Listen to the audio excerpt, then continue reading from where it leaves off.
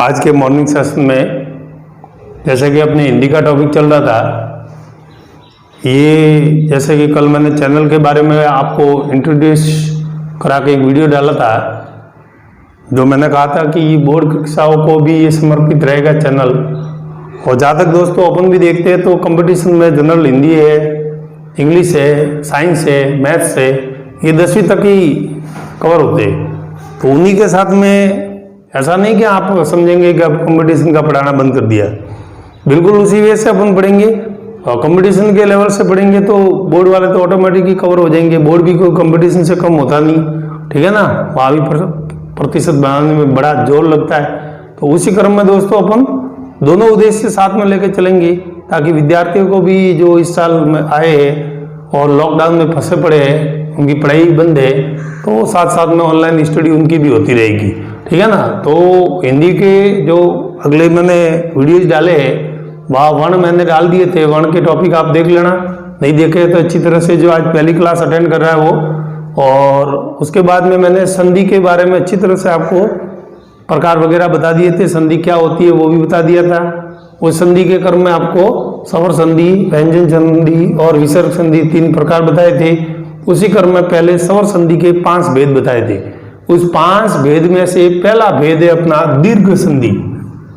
500 भेद एक साथ तो पढ़ सकते थे, इसलिए एक एक भेद को अपन लेंगे और उसको स्पष्ट करेंगे, ठीक है। दीर्घ संधि है, गौण संधि है, वर्धी संधि है, यण संधि है, यादि संधि है। ये 500 किसके भेद है? स्वर संधि के। तो ये स्वर संधि का ही भेद है जो पहला भेद आज अपन इस सेशन में लेंगे, उदाहरण सहित। और उदाहरण भी ऐसे जो मैंने स्पष्ट हेडिंग डाली हुई है, विगत परीक्षाओं में पूछे गए प्रश्न, यानी ये सारे के सारे PSI, RPSC, UPSC, RAS, RSM, SSB जो भी एग्जाम्स हुए हैं, वहां से मैंने ये उदाहरण पुटअप करके आपके सामने रखे हैं। अब दोस्तों जिसने संधि वाला टॉपिक बिल्कुल नहीं देखा तो एक बार याद करेंगे, दीर्घ संधि होती क्या है। तो दीर्घ संधि का यहाँ मैंने स्पष्ट आपके सामने सूत्र या नियम लिख रखा है। और मैंने कहा था कि भले ही दोनों ह्रस्व मिलो या एक ह्रस्व और एक दीर्घ मिलो, आखिर उसको बनेगा क्या? दीर्घ ही। जैसे अ प्लस अ मिलेगा तो भी आ बनेगा, अ प्लस आ मिलेगा तो भी आ बनेगा, आ प्लस अ मिलेगा तो भी आ बनेगा, दोनों आ होंगे तो भी आ ही बनेगा। यानी कि तभी तो इसको ये सब बड़े बने, इसलिए ये दीर्घ है, इसलिए इस संधि का नाम ही क्या है? दीर्घ। ई वाले में भी मामला वही है, देख लो आप चारों में, दोनों छोटी ई है तो भी बड़ी बनेगी, दोनों एक छोटी एक बड़ी है तो भी क्या बनेगी? मान लो पहली बड़ी लेते हैं और एक छोटी लेते हैं तो भी बड़ी, एक छोटी एक बड़ी तो भी ये, और दोनों बड़ी है तो भी बड़ी ही। ऊ में भी वही मामला रहता है सर, दोनों छोटे ऊ है तो एक बड़ा ऊ बनेगा, एक ऊ छोटा है एक ऊ बड़ा है तो भी बड़ा ऊ बनेगा, ऊ प्लस ऊ है तो भी आपके बड़ा ऊ बनेगा, और दोनों ऊ बड़े हैं तो भी ऊ बनेगा।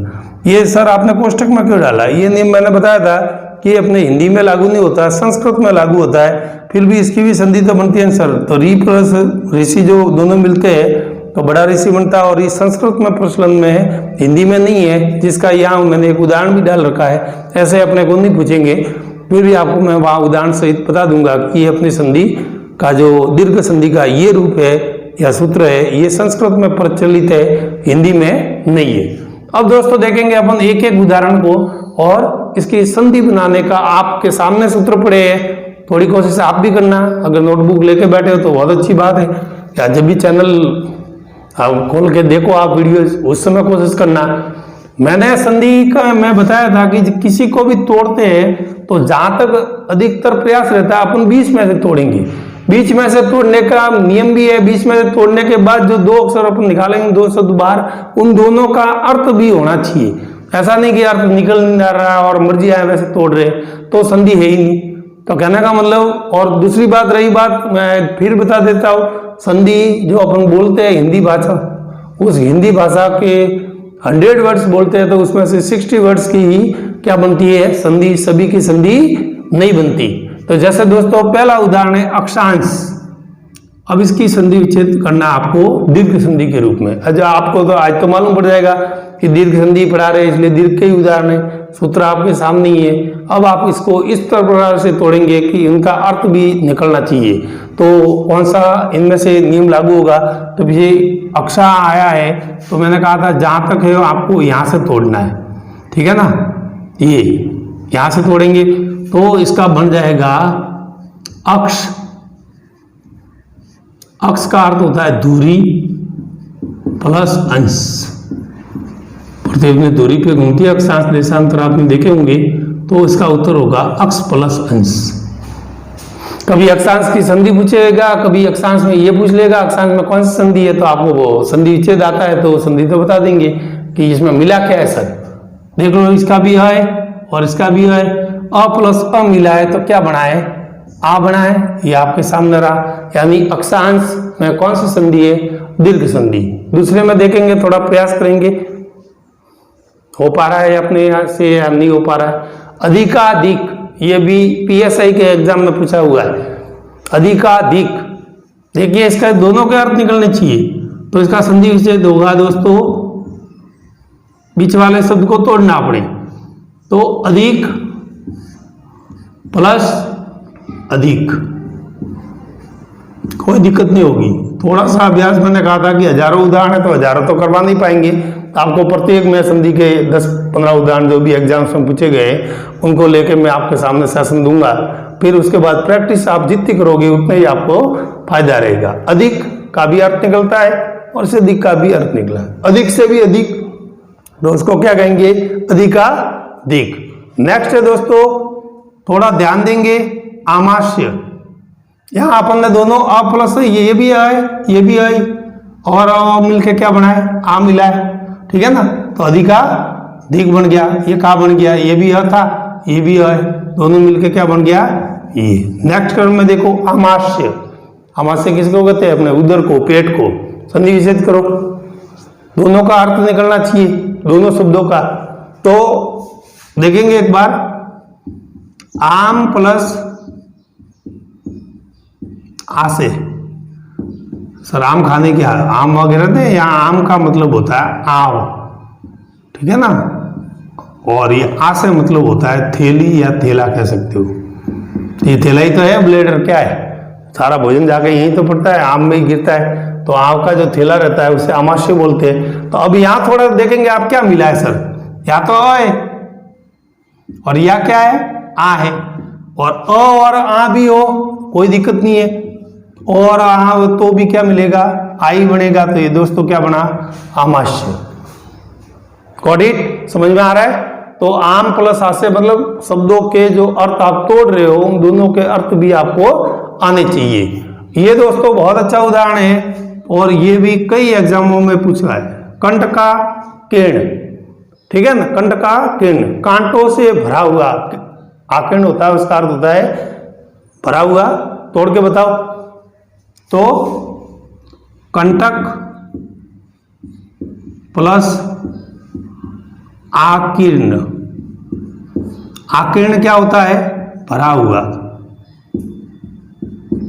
यानी कंठ का आकीर्ण यानी कांटों से भरा हुआ मार्ग हो, रास्ता हो, कुछ भी हो। कंठ का आकीर्ण का अर्थ होता है भरा हुआ। आकीर्ण का मतलब होता है क्या है? कंटक। और कंटक क्या होता है? कांटे।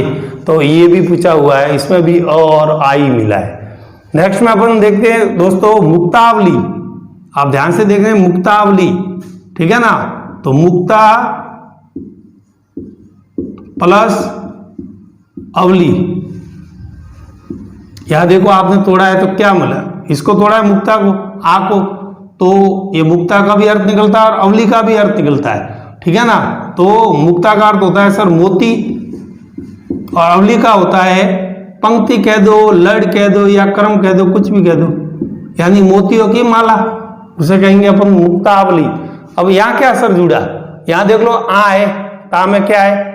आ और अ, यानी आ और अ भी जुड़ता है तो क्या बनता है? आ बनेगा। स्पष्ट हो रहा है? और बाकी हजारों उदाहरण पड़े, आप देखना अपनी गाइड खोल के, वहां से एक बार प्रैक्टिस करेंगे तो ये संधि कभी नहीं भूलेंगे। ये दोस्तों बहुत अच्छा शब्द है और कई बार कंपटीशन में रिपीट हुआ है, महामात्य। एक बार आप इसकी संधि करके देखेंगे, हो पा रही है कि आपसे नहीं हो पा रही है? देखिए महामात्य,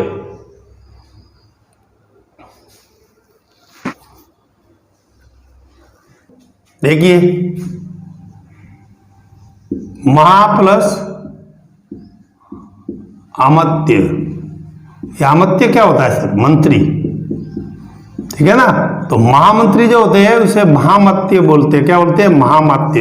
यानी हर शब्द का अर्थ निकलना चाहिए। मैंने कहा है बिना अर्थ ऐसे ही मर्जी मत्य कर दिया, अमत्य कर दिया, ऐसे नहीं चलेगा। महा अमत्य करना है भाई, यानी महा प्लस अमत्य क्या होगा? महामत्य होगा। नेक्स्ट दोस्तों देखेंगे कारागार, जेल, नाम सुना होगा आपने। तोड़ो इसको, ठीक है।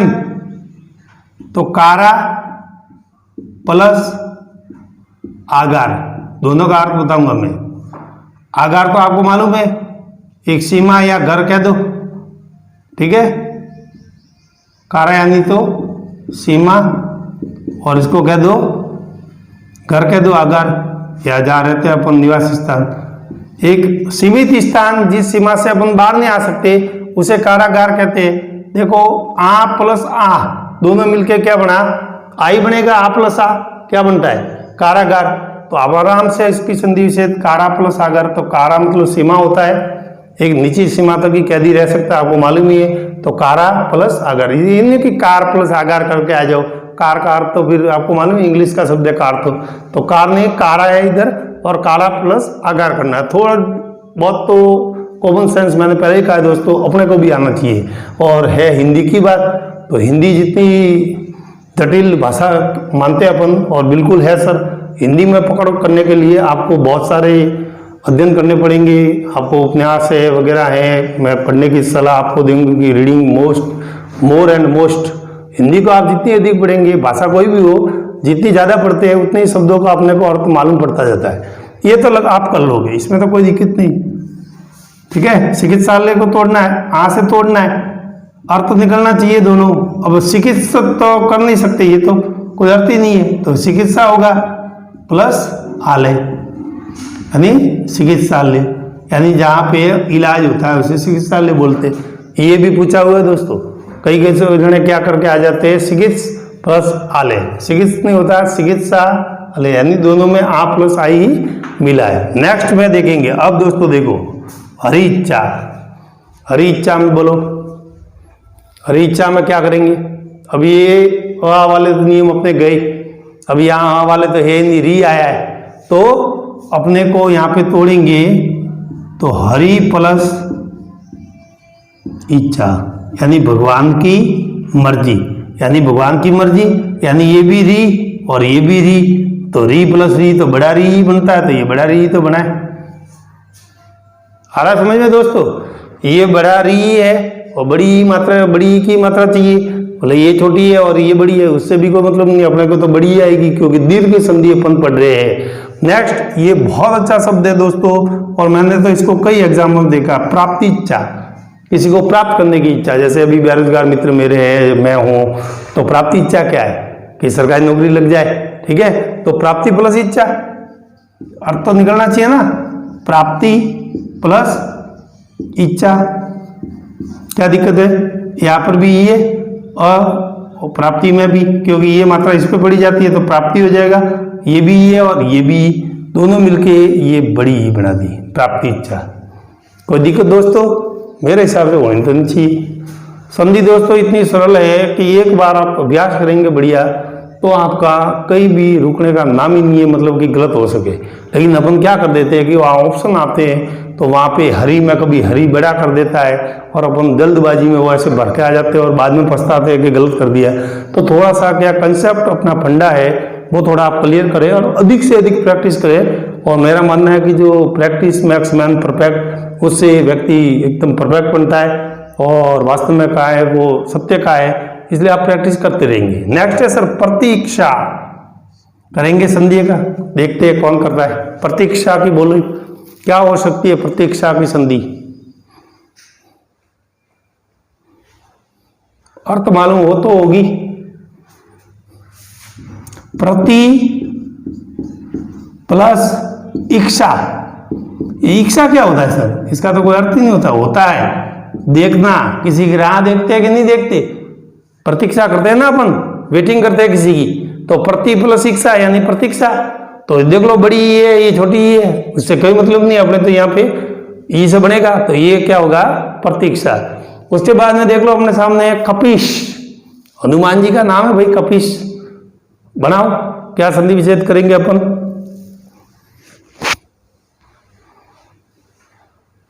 कपी प्लस ईस, कपी प्लस ईस क्या बन जाएगा, कपीश। और 21 का नाम है सर, हनुमान जी को कपीश कहते हैं। बोलिए दोस्तों, कोई दिक्कत यहाँ तक? अक्षांश, अधिकाधिक, आमाशय, कंटकांडीन, मुक्तावली, महामात्य, कारागार, चिकित्सालय, हरिच्छा, प्राप्तिच्छा, प्रतीक्षा, कपीश, यानी आप कोई भी किताब उठा के देख लेना, हर एग्जाम का नाम पीछे लिखा हुआ आपको मिलेगा। और दोस्तों आपके लिए मैं ये मेहनत जो कर रहा हूँ, तो आपका भी फर्ज बनता है कि एक बार एक एरिया के, जैसे मैं लोकल बिलोंग करता हूँ आपसे, तो एक बार आप मोटिवेशन के लिए मेरे से अधिक लोग जुड़ेंगे, तो क्या है कि पढ़ाने का भी जोश बढ़ेगा मेरा भी, और मैं भी आपको वो कुछ दे पाऊंगा जो मैं चाहता हूँ आपसे। क्योंकि मैं इतने एग्जाम्स दे चुका हूँ, बार बार बता दिया है कि मतलब इनसे कई बार पाला पड़ गया, लेकिन जब भी पाला पड़ा कभी ना कभी कुछ ना कुछ गलती हुई तभी तो रहा। इसीलिए आपके वो गलती नहीं करने दूंगा, आपको मैं वो सारे उदाहरण भी बता दूंगा, इसलिए आप ध्यान से देंगे। नेक्स्ट शब्द है अपने पास नारीश्वर। देखो दोनों का अर्थ निकलना चाहिए, करो संधि विच्छेद। नारीश्वर करेगा, दोनों का अर्थ निकलना चाहिए। तो नारी का तो अर्थ निकलता है सर स्त्री होता है, और ईश्वर का भी अर्थ निकलता है, तो नारी प्लस ईश्वर, क्या दिक्कत है बोलो। सतीश का करो, सतीश नारीश्वर की तरह ही होगा, करो सतीश में क्या करोगे,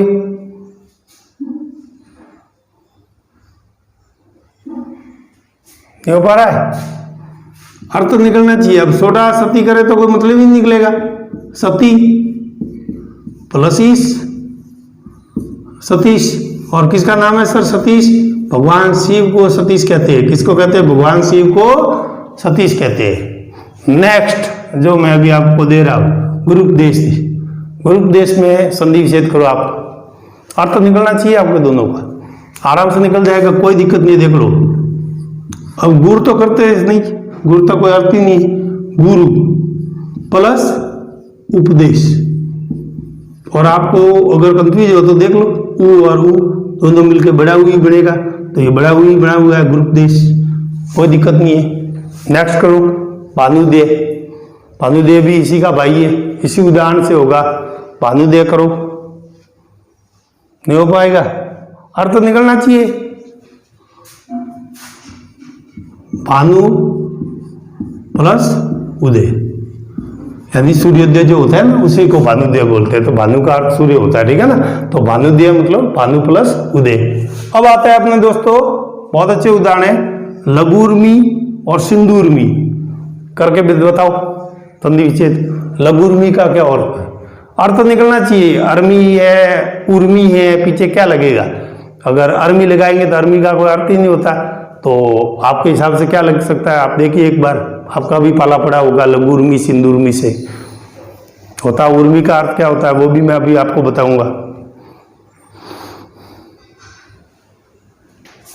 चले, लघु प्लस उर्मी।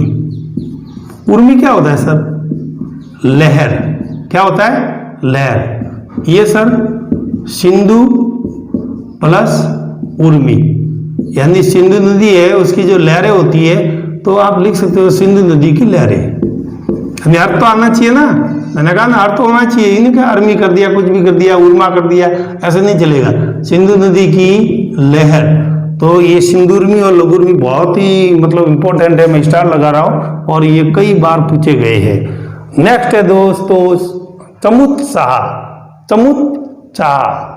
अब इस शब्द को देखते हैं तो अर्थ ही मालूम नहीं पड़ रहा कि ये, और जबकि ये PSI में पूछा गया है, चमुत्साह करके दिखाओ, निकल तो रहा है सर सब तो इसके अंदर से, लेकिन अर्थ क्या है मालूम नहीं पड़ रहा है कि ये कैसे करेंगे संधि विच्छेद। करो, ट्राई तो करो, फिर देखते हैं आपका उत्तर किस प्रकार सही होता है गलत होता है। नहीं हो रहा है? चमू प्लस उत्साह, ये चमू क्या होता है सर? सेना। सेना का जो उत्साह होता है ना, चमू यानी सेना होता है। क्या होता है? सेना। सेना का जो युद्ध करने जाता है तो समुत्साह होता है, मतलब सेना में उत्साह होता है, जोश होता है, तभी तो जीतेगा।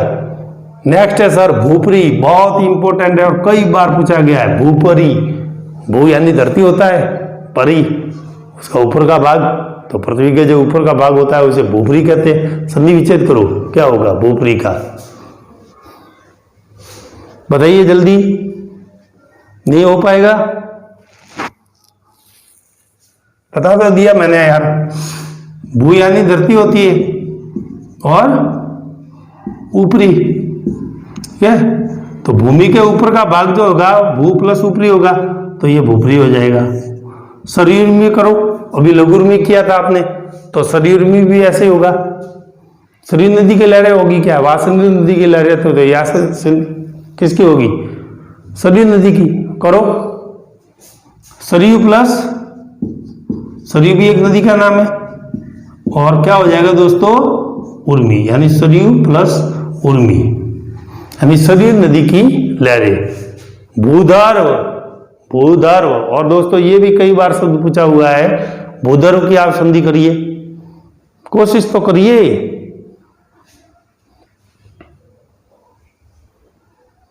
जमीन का जो ऊंचा उठा हुआ भाग होता है उसे भूधर्व बोलते हैं।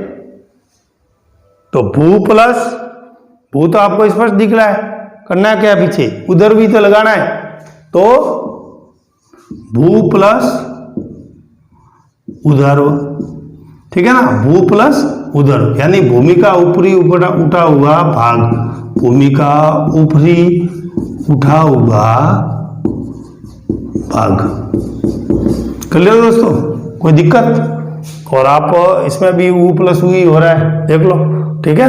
और ये आपके इस नियम में बैठता है। और ये सर आपने कोष्ठक में क्यों डाला है? या भी कोष्ठक में, या भी ये अपने हिंदी में प्रचलित नहीं है, फिर भी आपको बता रहा हूं कि री प्लस री मिलता है तो ऋषि बनता है। तो ये पितृण जो संधि है, तो ये भी री प्लस री से ही बने है, ठीक है? तो पितृ प्लस ऋण, पितृ प्लस ऋण, तो माता पिता का ऋण होता है, मातृण होता है, पितृण होता है, तो पितृ प्लस ऋण। लेकिन ये आपसे नहीं पूछेगा क्योंकि ये हिंदी में प्रचलित में नहीं है, मैंने आपको पहले ही बता दिया। तो ये दोस्तों था दीर्घ संधि, और विगत परीक्षाओं में पूछे गए जो प्रश्नों के उदाहरण सहित मैंने आपको संधि विच्छेद और उसके नियम आपको स्पष्ट करा दिए। अब मेरे हिसाब से नहीं लगता कि दीर्घ संधि में कोई आपको प्रॉब्लम होगी, बाकी तो हजारों उदाहरण अब दोस्तों देखने जाए तो, ठीक है ना? तो वो आपको सेल्फ प्रैक्टिस ही करनी है, ठीक है दोस्तों? तो आज का सेशन में आपको हिंदी में आराम से इस सेशन को करना, ठीक है? और प्रैक्टिस करते रहना, और अपने दोस्तों को भी इस चैनल से जोड़ने का प्रयास करना। जय हिंद।